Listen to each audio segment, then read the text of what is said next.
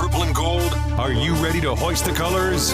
Now, time for the most in-depth look at the world of ECU athletics. Welcome in to Hoist the Colors with your host, Stephen Igo on 94.3 The Game. Watch the show live on Facebook and at 943thegame.com. Now, here's your host, Stephen Igo. Welcome in, Hoist the Colors on this Monday, August 26th. It is game week for East Carolina football. It has been a long time since we've been able to say that.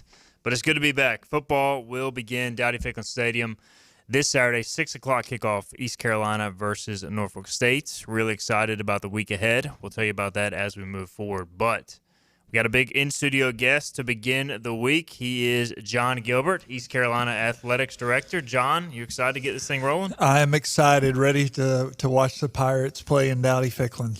If you got a question, comments, or anything for John or the show, if you just want to get some excitement out, drop it on our YouTube, Facebook, Twitter page. We're live on 94.3 The Game, YouTube and Facebook, also live on the Hoist the Colors Twitter page.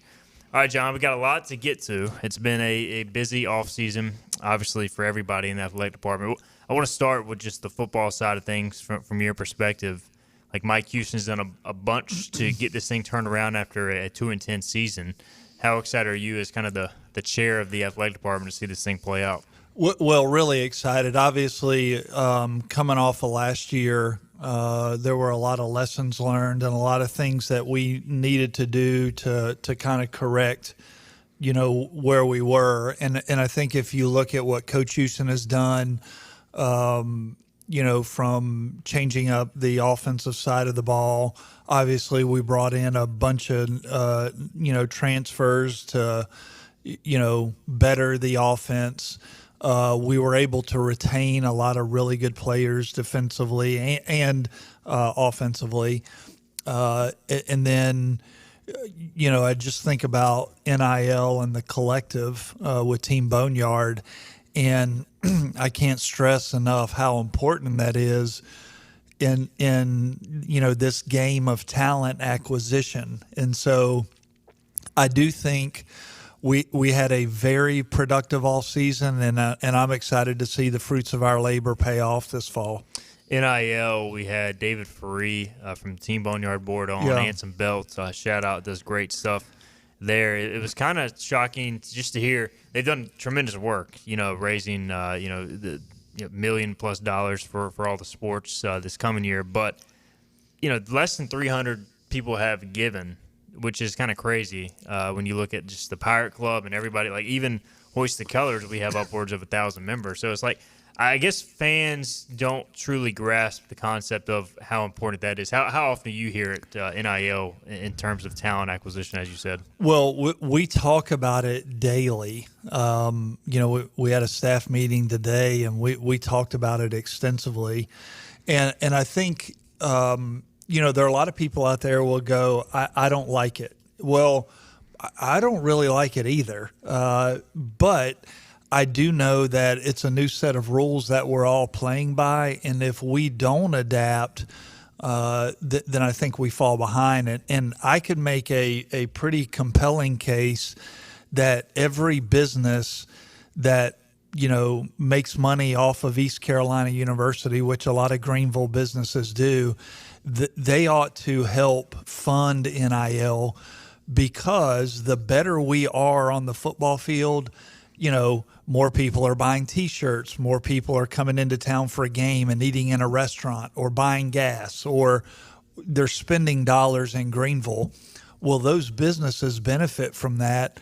I think it would be really important and encouraging if those businesses in turn invested in Team Boneyard to make our program stronger. No doubt. Got to get those numbers up, because I just from talking with people, like I have a friend in the USF Collective, and I think they're a school that's ahead of ECU right now in the NIL front. Not that ECU is that far behind, but it just feels like, and this is something too, John, where you can't keep going back to the same donors every year and asking for $50,000, $100,000 checks. You need everybody in on this thing, which is ECU. It's more of a collective body that has to come together more so than counting on 2 to 3 donors like an SMU or whatever. Yeah, and I think probably if I could say one thing about it, it would be we're not talking about a lot of money. Like if someone would be willing to give $15, $20 a month. Now, obviously we need more than that from those that are more resourced, but somebody would commit something like that on a monthly basis. It really does make a huge difference when you bring a player in on a recruiting visit and they put up on the board the financials from another school and what they're getting compared to what we can offer. If we don't offer a competitive financial package, more times than not, unless there's a family tie to ECU, we're not getting that player.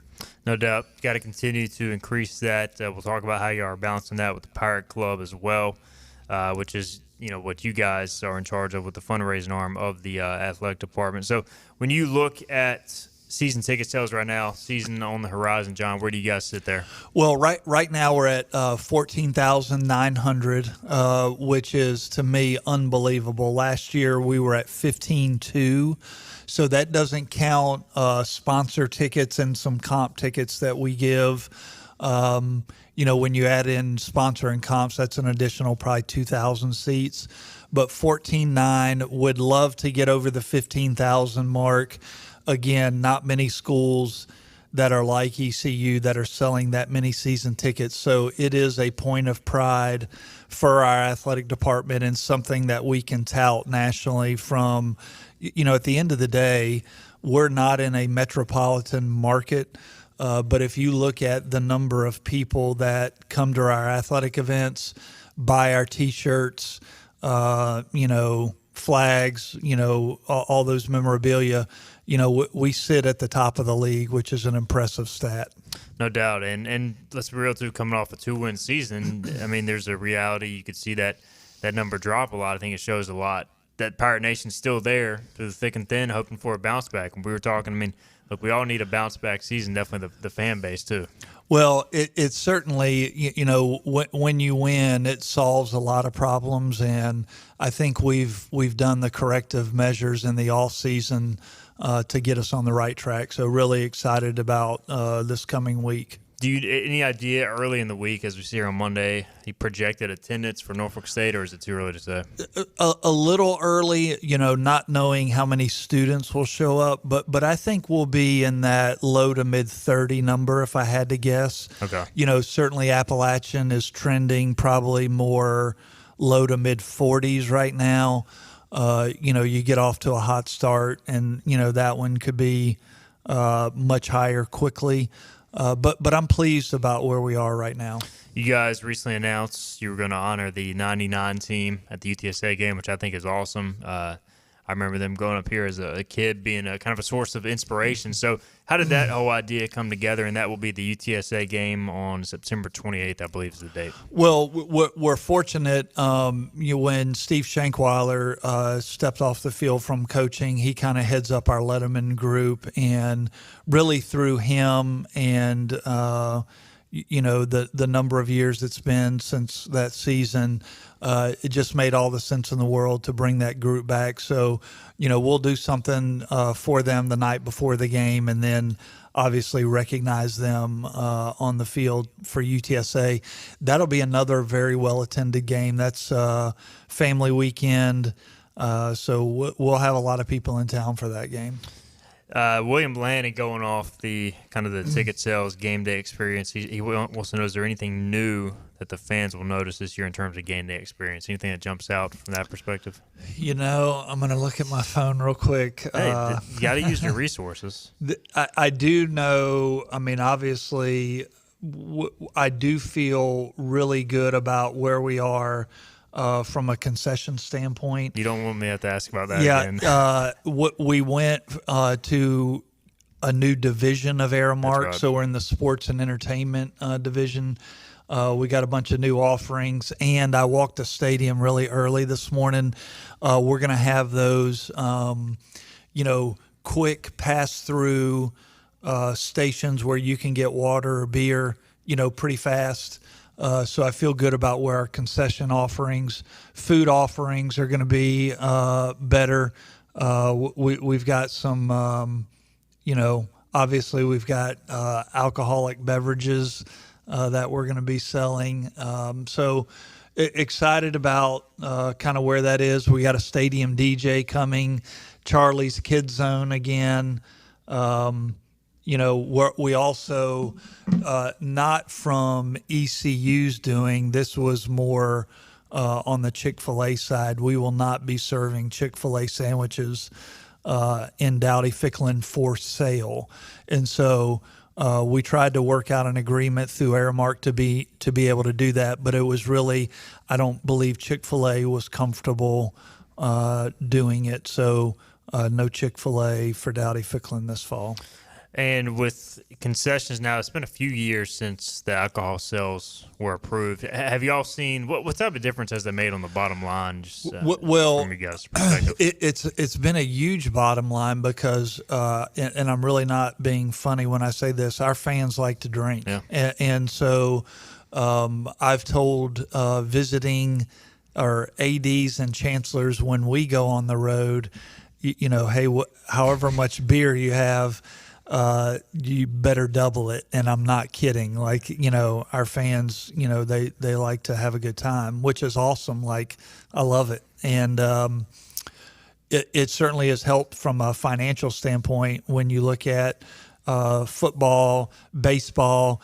Basketball is one of those, I don't know if it is a social thing at basketball. It's indoor and shorter. It's indoor and shorter, and I think people they're paying attention to it a little more. But we tend to see people more drink at football and baseball than we do basketball, even though we do offer it at basketball. Makes sense for sure. And new with college football this year is the ability to get a field sponsorship. John, I've had a few fans ask me about what is ECU's approach with this? Is there anything in the plans in that regard for you guys? So we're really interested in doing it, and what you're referencing is you can put a sponsor logo on the 20s. There are some stipulations with it. It's got to be for the year, so it can't be on a game-by-game basis. They do have some prohibited items, alcohol, tobacco, gambling, those sorts of things. So I'm very interested in doing it.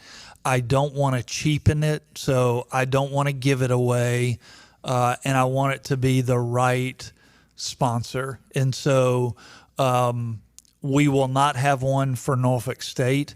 I'm not saying that we won't have one, by the end of the year, but I want to make sure that whatever we do, that it's something that we're all comfortable with. Have you had any active discussions at this point, or is it kind of just a little bit all over the place? The inventory is through our multimedia rights company, Playfly. So I know they've talked to a couple businesses and companies.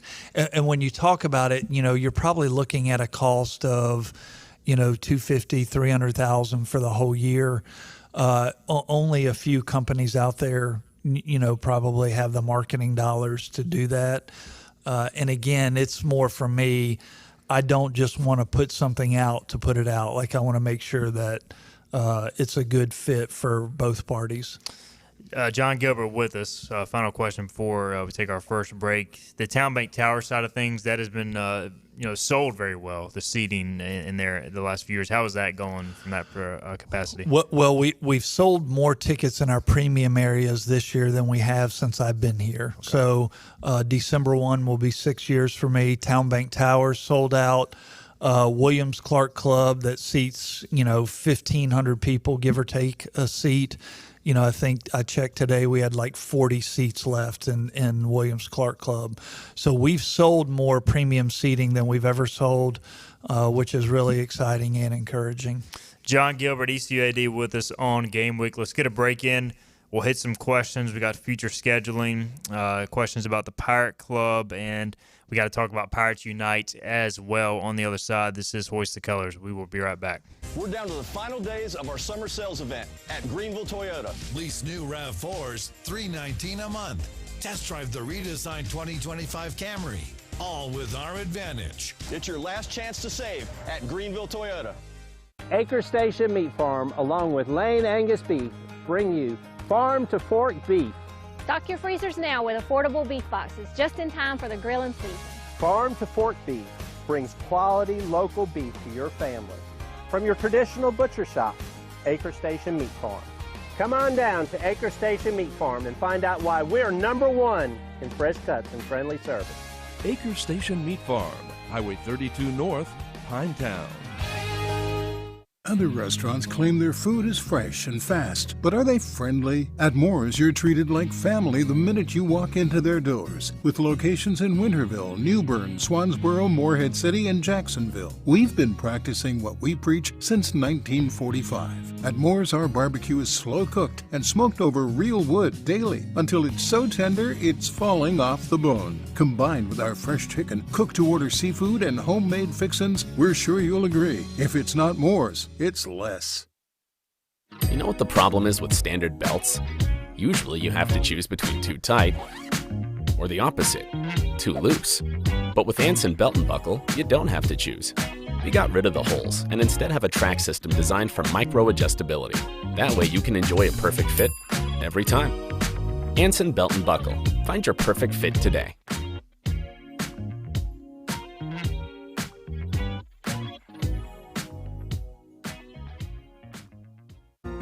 When a place is as special as this, you don't want to change a thing.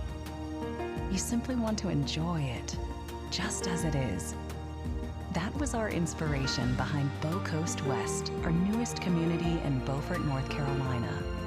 Embrace all that we love about this very special place and make it easy for families to enjoy all that this coastal lifestyle has to offer. Be inspired. Bow Coast West.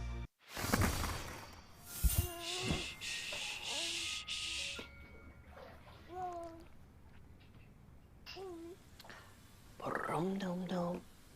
Get low, get low, get low.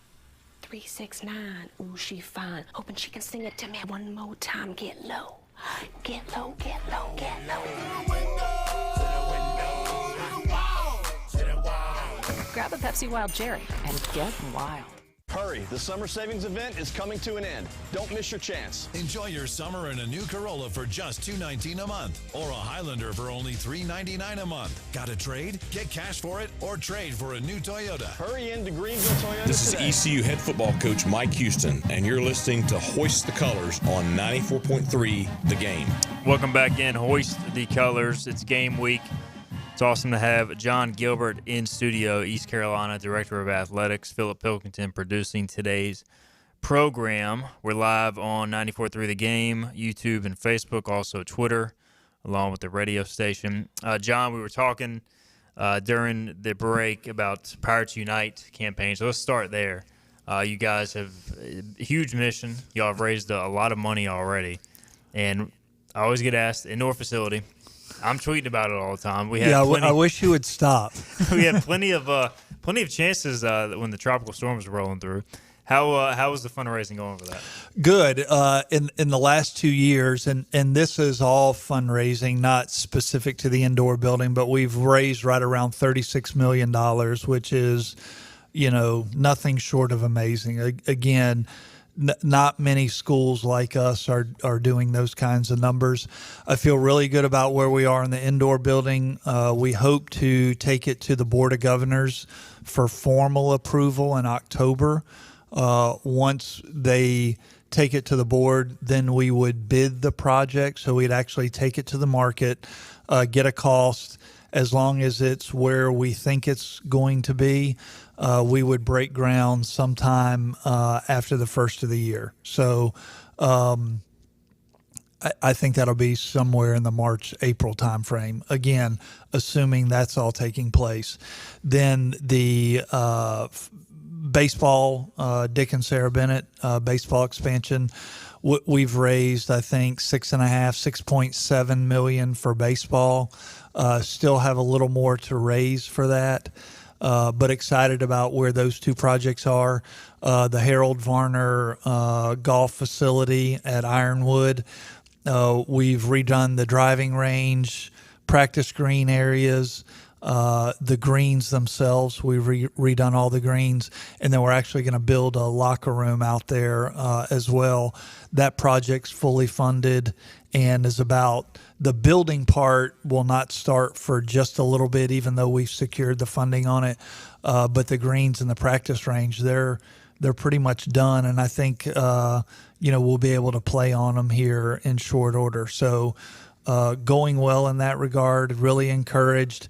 Got a little more work to do on football and baseball, but think we can get there. So y'all still need to have basically all the money in hand before you can start building. So for football, any projection on how many more millions, or how far y'all away? I think another $2 million somewhere in there. And again, the price of things just fluctuates. It fluctuates. So, but again, feel good about where we are. We continue to have great conversations with our donors, and encouraged that it is going to happen. Do you feel like you guys are, still have big asks out there as well for when y'all do get the number?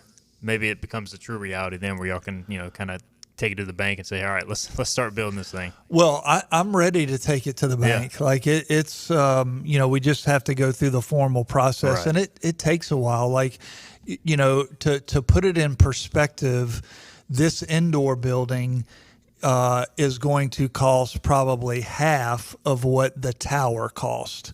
We've raised more money for the indoor. Like it will be the building that we've raised the most money for to build, which is, it kind of blows my mind because with the tower, people were getting seats or a skybox or a loge box in return.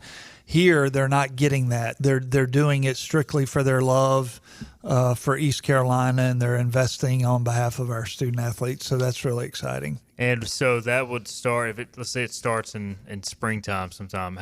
What's the projection on how long it would take to build and be done? Weather permitting, 12, 15 months, somewhere in there. If you look at the auxiliary turf field that's next to the football practice field, it's not a full-length field. So all those there's some dirt work that needs to be done that's pretty significant to get us to a full 100 yards. Right. So there's a lot of moving parts. A lot of moving parts. With the baseball building, when could you guys break ground on that and be done with that? Well, we need a couple more million in baseball to finalize the baseball project, and once we secure that, then we could go to the Board of Governors pretty quickly as well. So we're right there. We need a couple more gifts to come in to make that project real. But again, I look at what we've done so far. 6.7 for a baseball expansion, and what those donors have done step up, it's pretty remarkable. With baseball, let's say everything goes according to plan. Could they be building it during next season? I mean, is that a possibility? I would foresee, as long as we can close the gap on the fundraising piece, I would think you would look at it sometime after this coming season, but before next season. Gotcha. is kind of the time frame that I see us being able to move. And the team obviously uses a lot of those current facilities. So that's a good comment, because essentially what we would need to do when we start is you've got to completely remove them from the locker room space. So we'd have to do some sort of, temporary trailer locker room offices, still be able to use the field and the stadium. But from the expansion standpoint, we'd want to be able to go in and do the work at full speed without having to work around people. With the Pirates Unite campaign as a whole, you guys have already done the swimming side of things. That was, I think, the first thing done, or one of them. You mentioned golf. The team's building, is that still a part of it? And what any other future projects once y'all get all this done? Well, the golf project funded, the swimming locker room project funded, the Menges renovation, the seats and the lights in Menges, that was not cheap. That's funded.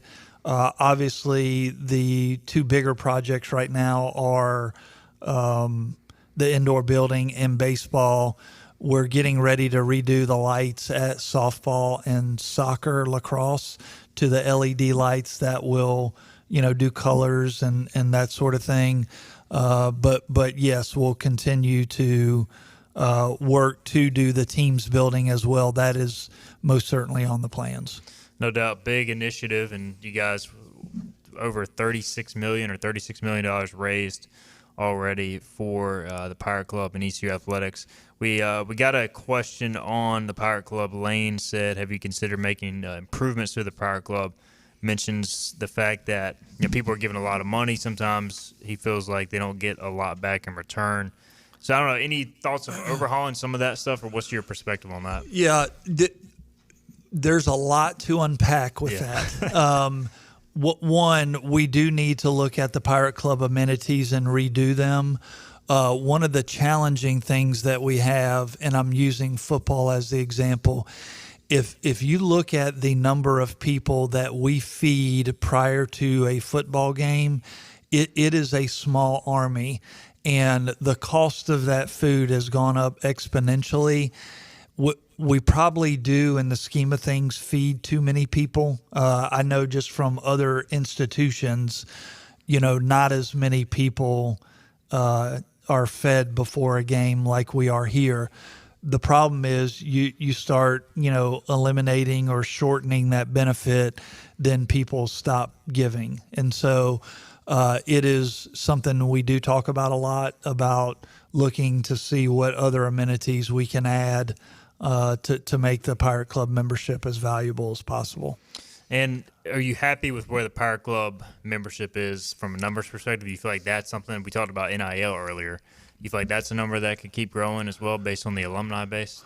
It's kind of like asking a car salesman are they happy with the number of cars they've sold.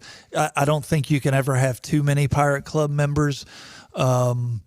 I feel really good about where we are, though. When you look at the changing landscape of intercollegiate athletics and the number of Pirate Club members and our NIL, there's only so much money. It can only, everybody only has a limited amount of discretionary income. And so I do feel good about where we are and what the Pirate Club has been able to do over the last several years. We could do a whole show on how college athletics is changing. Now, I'll just ask you, from your perspective, with the increase in scholarships, I think football is going from 85 to 105. Baseball, you can go up to 34. How are you guys looking at this, is this all, going to start next year, and how do you try to plan for this? Well, we could probably do a whole show just on this topic alone, but in short, obviously I'm monitoring it extensively. I'm talking to a lot of people across the country. I do think the House settlement has a chance to radically change what we're doing, but I'm not ready to commit to anything from a scholarship standpoint because, there's a significant financial ramification for this. It's not as easy as let's add, 1 or 50 more scholarships to the bottom line. It's not something you can write off. Like, it's real money. And so there's a balance. So whatever we do for a male sport, we'd have to equal that with the female or Olympic sport teams. And so you've got to find the balance of what makes the most sense. And so we continue to navigate that space, and we'll do what we need to do to make the Pirates competitive, but knowing that there's a financial piece to this that we all have to recognize and understand.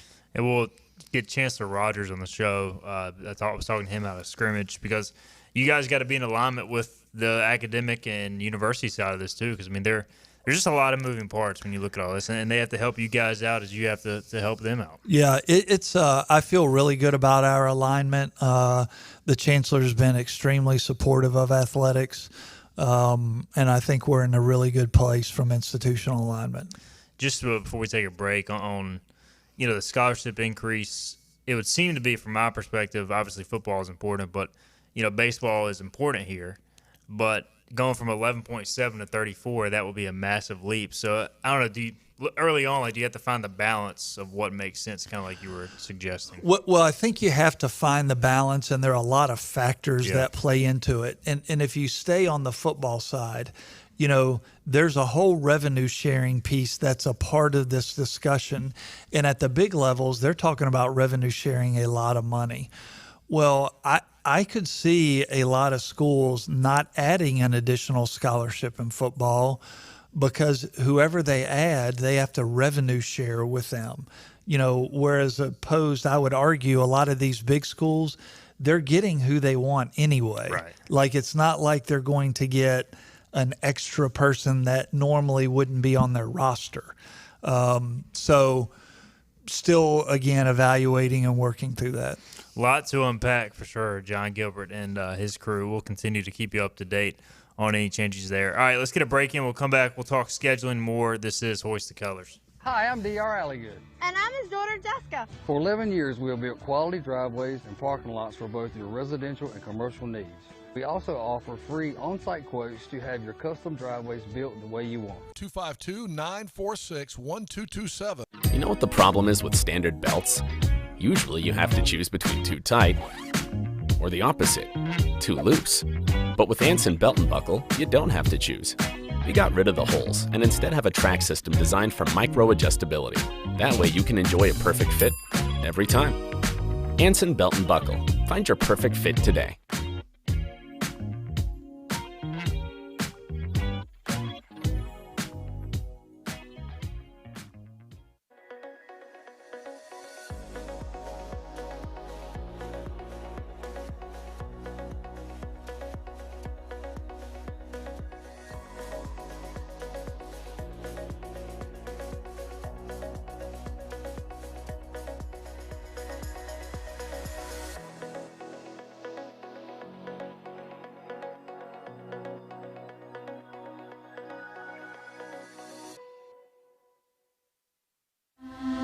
This is about you, your family, and the health of all who live in Eastern North Carolina. This is about the transformation of a health system into something more powerful and more human, about creating new ways to treat disease and keep you well.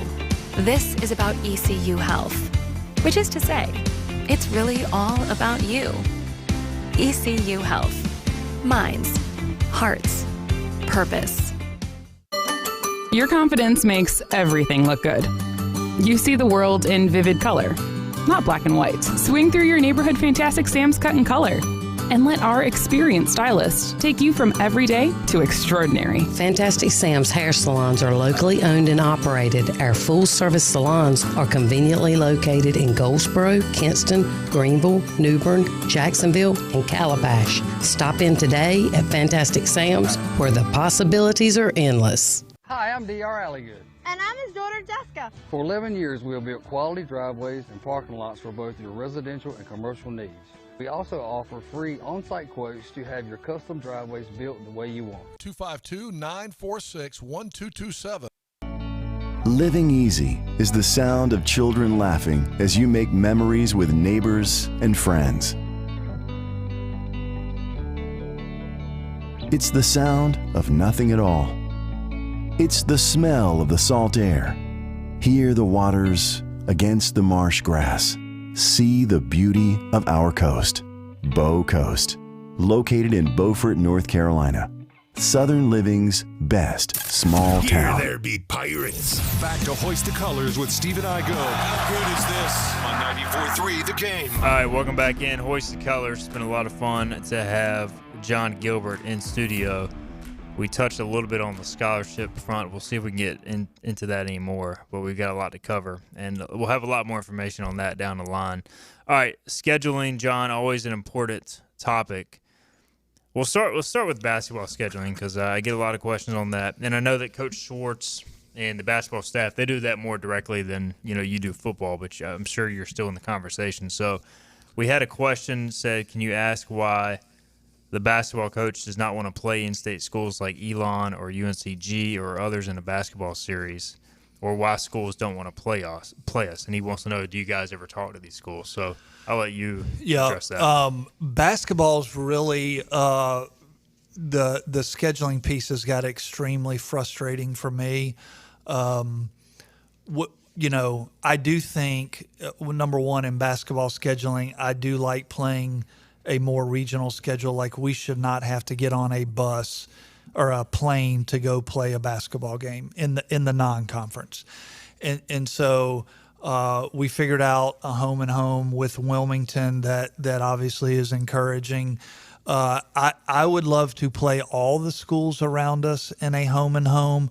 We certainly have reached out to a lot of schools in the region, and I'm not going to, mention who they are, but a lot of them we said, hey, we'll play you and we'll start on the road.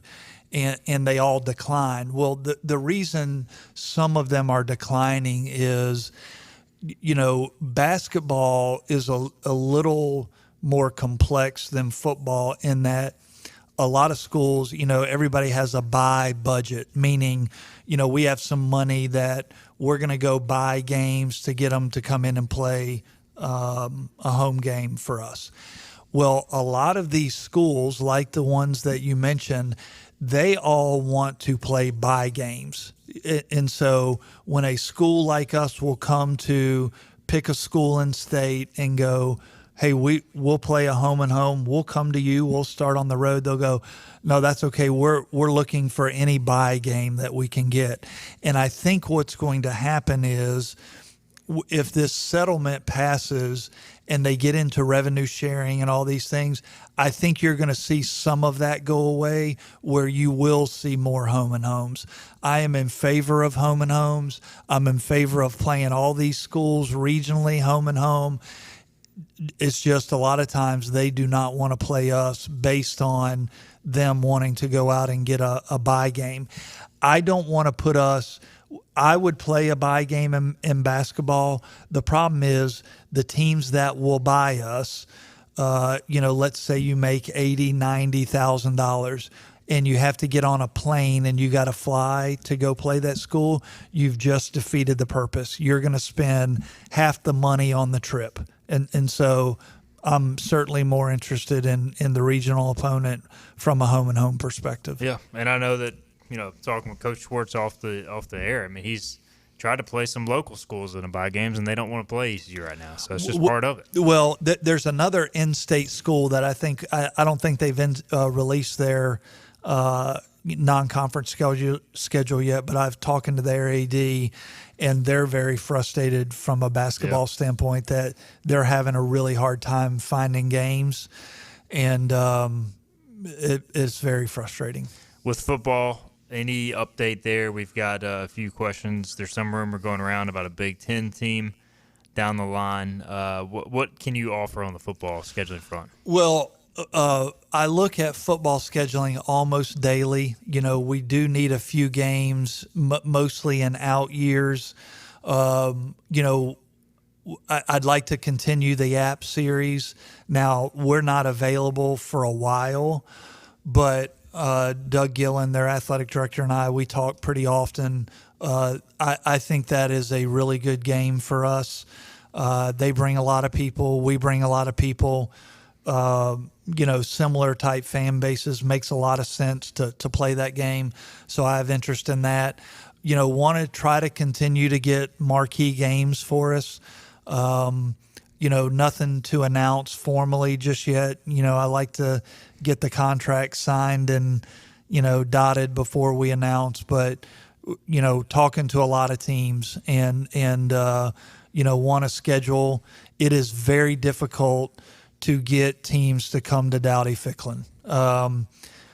It just, when you look at the evolution of the college football playoff to 12 teams, every power team is figuring out, they're looking at their schedule and going, I don't need to win 11 games anymore to get into the playoff. I might be able to win 8, 9, or 10 and still get into this 12-team playoff. I'm only going to play non-conference games at home if I can help it. And so what you're seeing is the bigger, more resource schools, they're going, hey, East Carolina, we'll play you, but we're not coming to Dowdy-Ficklin. You can come here and we'll buy you. Well, I mean, certainly we'll do a buy game. I'm not opposed to that from time to time, but I don't want to make a diet off of those. I want to put us in the best position where, you know, we want to be the playoff spot for the G5 is really what I want to do. There are some future Power 5 schools coming here off previous contracts. The BYU next year. I know Wake, West Virginia State comes, I think, in 28. I don't know, is there fear that any of those schools could try to get out of it, or are you happy with that? And then do you feel like you're close at all to getting another Power 5 school to come, or is it just too hard right now? Well, I'm talking to one that still kind of working through, again, nothing from a contractual phase, and it takes a while. Could any of those schools buy us out that you mentioned? Absolutely, they could. You know, and if they do, we'll let them buy us out and we'll go find another opponent. But it's gotten to that point that scheduling has radically changed. But I do want to get as many good teams to come to Greenville as possible. So John Gilbert with us, scheduling always at the forefront of the conversation for sure. And then we've asked you in the past, you know, again, it feels like NC State, North Carolina don't want any part of scheduling future games. And this, again, may be a better question for the chancellor when we get him on. But any movement there? Are they still not willing to, you know, come to Greenville at this point? You know, I am really thankful. You know, NC State, we've had home and home games with them, and you know, we play them at their place next year, and then in Greenville in 28. I'm thankful that they do play us. You know, I think there's always hope there, and so, you know, continue to have those discussions. But they're looking at it as well. You know, the balance of coming here, knowing that it's a hard place to play, and you know, I think they saw that the last time they played here. It was a tough game. East Carolina this year will go to Old Dominion. Liberty also play in Charlotte in conference play. I get a lot of questions about fans trying to go to those games on the road. You know, they are, in some cases, smaller venues. So, like, let's say if y'all have a limited amount of tickets. Let's be real, Charlotte was 15,000-seat stadium or something like that. How can fans go about trying to get tickets if they can't get them to the Power Club? Well, Charlotte will be a difficult game just because of the size and it being an in-state game.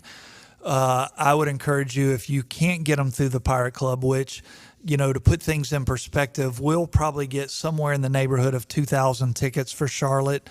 We'll use about 600 internally for our players, coaches, and staff.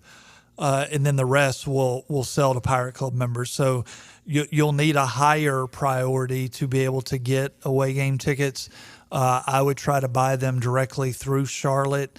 You know, maybe they have a mini game pack where you could buy a ticket that way. But the Charlotte ticket is a difficult game. I do think Old Dominion and Liberty is probably a little more attainable. Do you know, and you may not know, this may be a better question for Ryan Robinson, but he says, any chance, Joe, on YouTube, that the Pirate Club is putting together some bus trips for some of these away games? Do you know offhand? No bus trips. Now, I know at Old Dominion we have a tailgate, and I can't remember. The Liberty game is like 2 years away from me. Yeah, it does feel far away. But I do know we're doing a tailgate at Old Dominion Pirate Club tailgate, but no bus trips at this point. Jack has a question. He says, why is Charlotte even allowed to have this small of a stadium? Isn't there an FBS regulation? Yeah, they are working to that. Okay. So I think they are certainly planning for further expansion. And I've played there before at another institution.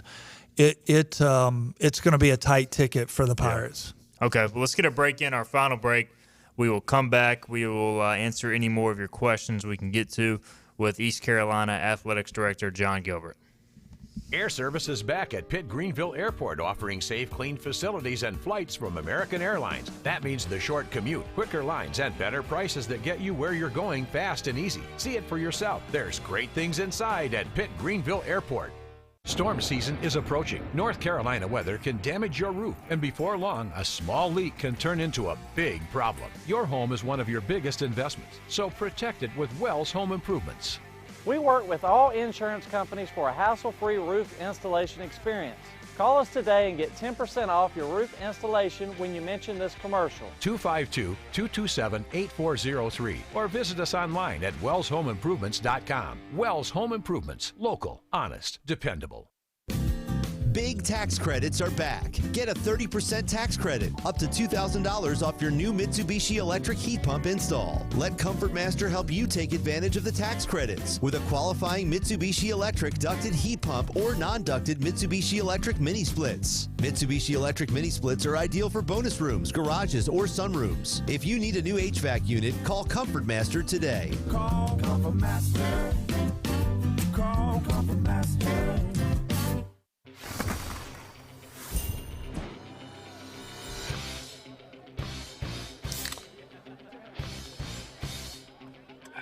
Let's go! Woo! Woo!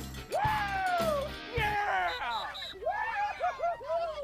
Football time! Set the tone. Kyle, take your shoes, take your shoes. Yeah, good job. Woo! Yeah! Grab a Pepsi Wild Cherry and get wild. When a place is as special as this, you don't want to change a thing. You simply want to enjoy it, just as it is. That was our inspiration behind Bow Coast West, our newest community in Beaufort, North Carolina. Embrace all that we love about this very special place and make it easy for families to enjoy all that this coastal lifestyle has to offer. Be inspired. Bow Coast West. Summer is here and Sawyer's Fun Park is having a toddler summer special. From 10 a.m. to 12 noon, Monday through Friday, Sawyer's has a $10 2-hour unlimited pass for ages 2 to 4. That's one toddler and one parent for just $10 every weekday morning. Sawyer's Fun Park summer hours are Monday through Thursday from 10 to 8, Fridays and Saturdays from 10 to 9, and Sundays from 12 to 8. Book your tickets online at SawyersFunPark.com and beat the heat this summer at Sawyer's Fun Park. Air Service is back at Pitt Greenville Airport, offering safe, clean facilities and flights from American Airlines. That means the short commute, quicker lines, and better prices that get you where you're going fast and easy. See it for yourself. There's great things inside at Pitt Greenville Airport. All right, let's go. Back to Hoist the Colors with Stephen Igo. Drink up me, Aussie Joe Ho. On 94.3 The Game. All right, welcome back in. Hoist the Colors. Final segment here with John Gilbert, East Carolina Director of Athletics. Been a fun hour. Appreciate his time on this busy week.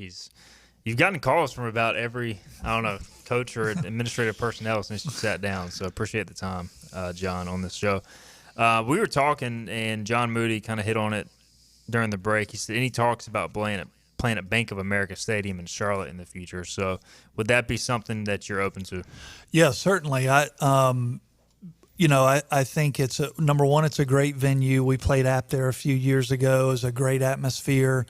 So certainly we'd be open to playing a game in Charlotte.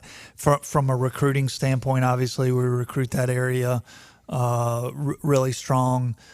So yeah, I'm certainly in favor of that.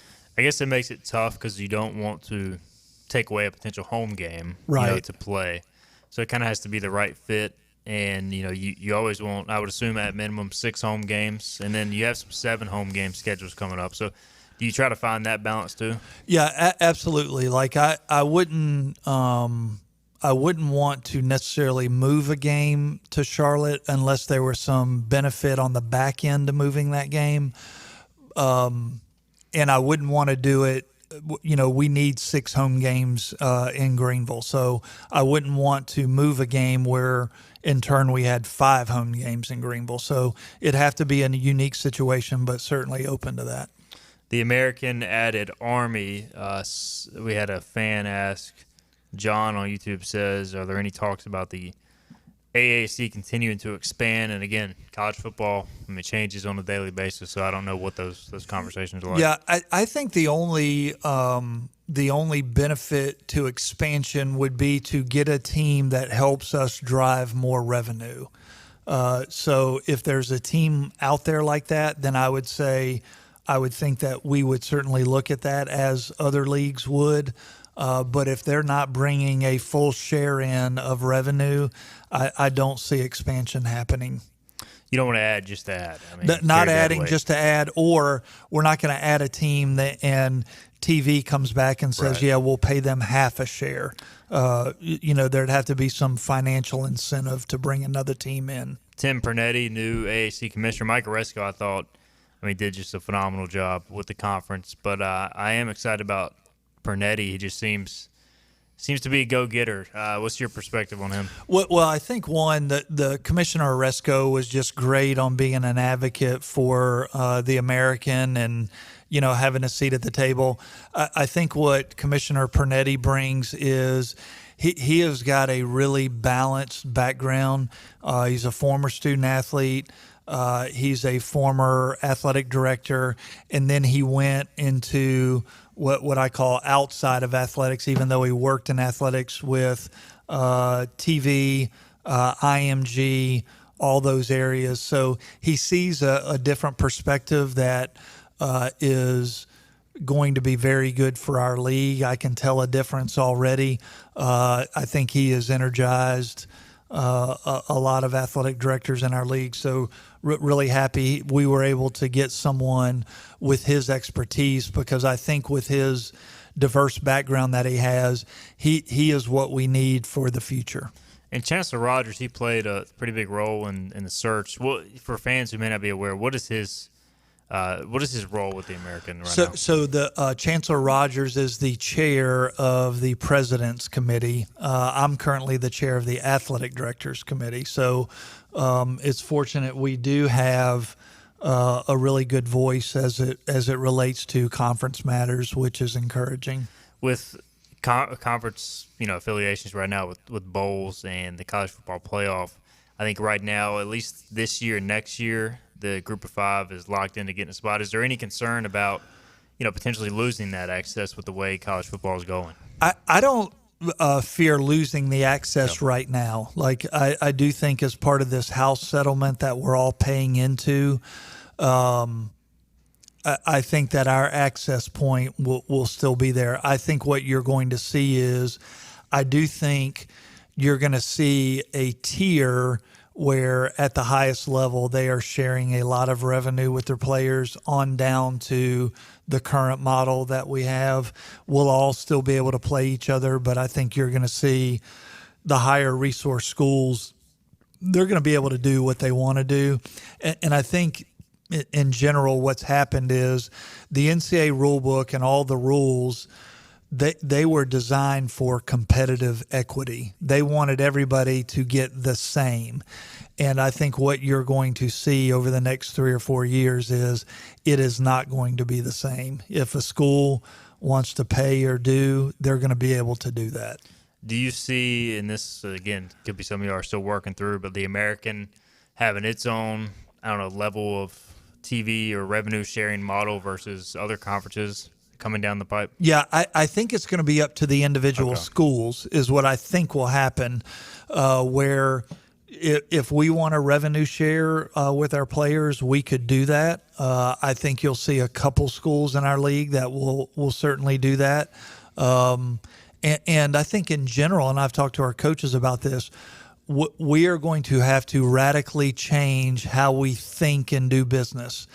And that is not always easy to do. But I think we certainly could, to a level, do some sort of revenue sharing where we try to give our student athletes as much as we can. And this is all, information you guys are digesting daily. So I don't know. Do you have like a time frame on kind of when you guys have to try and solidify a plan, or is it just going to be we kind of got to figure it out as we go? Well, I think the judge in the case is making some sort of declaration, for lack of a better legal term that I could think of, here in the next month or so. And then I don't think she's supposed to make a final ruling on the case till after the first of the year. So I'm monitoring it. I'm having a lot of discussions nationally. but I'm not ready to formulate our plan yet till I know what the rules are. I think there are a lot of places that are rushing out maybe prematurely, and I really want to make sure I know what we have to work with before we make any formal decisions. Chase Braswell on Facebook says, just this, we need to hang at least 80 on Norfolk State. After last year, we need to make a statement game one. He says, keep up the good work, John Gilbert. John, I got about 30 seconds, 45 seconds left. Just your message to Pirate Nation as we head into this season opener. Well, one, I want to thank them for all the things that they've done. We've rebounded and had a better year on NIL. Our season ticket numbers, despite 2-10, we're close to where we were last year. Come be a part of the journey. Want them to be engaged with us, whether that's buying one ticket, a season ticket, putting your name on the building. We still need some funds for the indoor building and baseball. Would love for everyone to come participate to the level that they can, whatever their financial situation. And then the last thing I would say is, the more that we can expose our student athletes to the community, every time I'm with them and we take them out, it's just they are our biggest selling point. We've got a great group of student athletes amongst 18 sports. Bring your son or daughter out and get to know them. We've got really great student athletes a part of the Pirate program. He is John Gilbert. John, awesome hour. We're out of time. I appreciate you coming in, man. As always, know you're busy this time of year, but great stuff today. Hope the fans enjoyed it. We will be back tomorrow, 12 noon. We'll have Macy O'Donnell. We'll be talking ECU football, looking ahead to the season opener. See you then. This has been Hoist the Colors with your host, Stephen Igo. Tune in weekdays at noon for all things ECU sports. Get a recap of the show at 94.3 The Game.